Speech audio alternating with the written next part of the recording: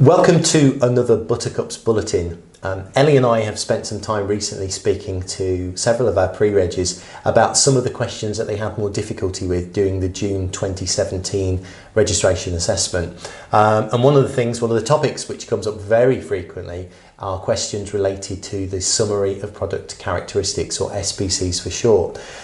So the GPHC do tend to like SPC questions in their exams, but before we get on to that, before we give you some advice about how you can best prepare for SPC questions, I'm going to ask Ellie, what is an SPC? So an SPC is a summary of product characteristics, as we said, and it is a live document that has to be kept updated, and it's things that the manufacturers have to provide in order to get that licensing for the drug that they have. Okay, so where does that differ to the kind of information that you probably find in the BNF or BNFC? Well, your BNF/BNFC is updated regularly, but only perhaps monthly. So you have your paper copy that you get every 6 monthly, and then you get your online updates every month. Whereas the SPC is live, it is up to date as of the time that you are looking at it. Okay. It has to be kept up to date. So why do you think pre-regs are having problems with these kind of questions in the exam? What seems to be the issue? Well, some of them are quite long. Yeah. So sometimes when you're opening up your resource pack in the exam, you're faced with a 16 or 20 page document which has a lot of information in there, and to be honest, it can sometimes be quite overwhelming. Yeah. So you might think, oh, there's a big document here, I'm just going to ignore this and move on to the next one. Yeah, I would tend to agree with that. So, sometimes you're going to be faced with 20 pages of information, and the important thing is, though, that you're not expected to read all of that, because that's not very realistic and not a very appropriate expectation in an exam. What is important is that pre-regs learn the structure of SPCs so that when they're faced with that type of question, they can find the information that they need really, really quickly. So you're saying there then the main difference between SPC and other sources of information is that it's live information. So the manufacturers have an obligation to keep SPCs up to date. So in effect, that's the most reliable source of information about that drug. So that's, I guess, why they're so important and why they're included in the exam as much as they are. Yeah.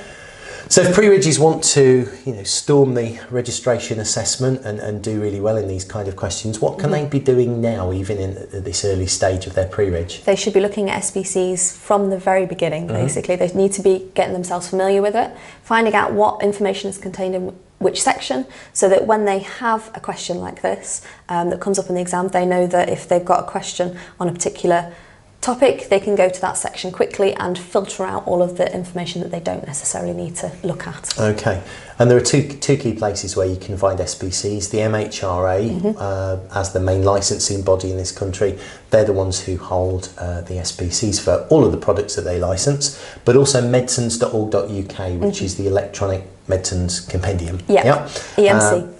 So that's a website to get very familiar with. Now, I understand there's a glossary on there that's quite helpful. What's if you scroll down to the very bottom, there's information on the glossary, which literally goes through what each segment is and the sort of information that's contained in there. So if you're not familiar with SPCs, that's a very good place to start, because that will help you to then look at different SPCs and figure out what information's in each bit. So if you're a pre-reg, just been in your pharmacy for a couple of weeks, what do you think would be a reasonable number of SPCs to be looking at on a weekly, monthly basis? Well, if you're just starting out, I would say you want to be looking at 1 or 2 a week, maybe. Okay. So you could potentially pick some of your common drugs that you see. So something that you're quite familiar with, be that paracetamol or bendrafluomethazide. And then as you get towards the end of the year and as you get further and progress down your year, maybe start looking at a few more, and also start looking at those drugs that you're not as familiar with. Yeah, and remember, it's not about the information that's in there necessarily. It's not about knowing or reading through all that information. You don't need to know all of it. Exactly. It's nobody could remember that. So it's getting used to the sections and navigating around those SPCs as well. Of course, SPCs, they're not the only reference source that pre-regs need to be familiar with. What other kind of things should pre-regs be looking at during the early stages of their pre-reg, would you say? So they need to be looking at the BNF, BNFC. They're a little bit of the MEP as well, so you may have seen that at university, but it is worth keeping an eye on that from the very beginning because there are some valuable bits of information in there that you'll be picking up on. There's also quite a few apps that you can get hold of, so BNF apps, BNFC apps, GPHC standards, that sort of thing. All available on your phone now? Yes, pretty much. And for those that are Buttercup students, you do actually have some further information which will be released to you, which is on your essential reference text, so that should hopefully give you a bit of guide. Some online training that we're making available for Buttercups pre-regs as well, so one to look out for. Okay, that's more or less it for today.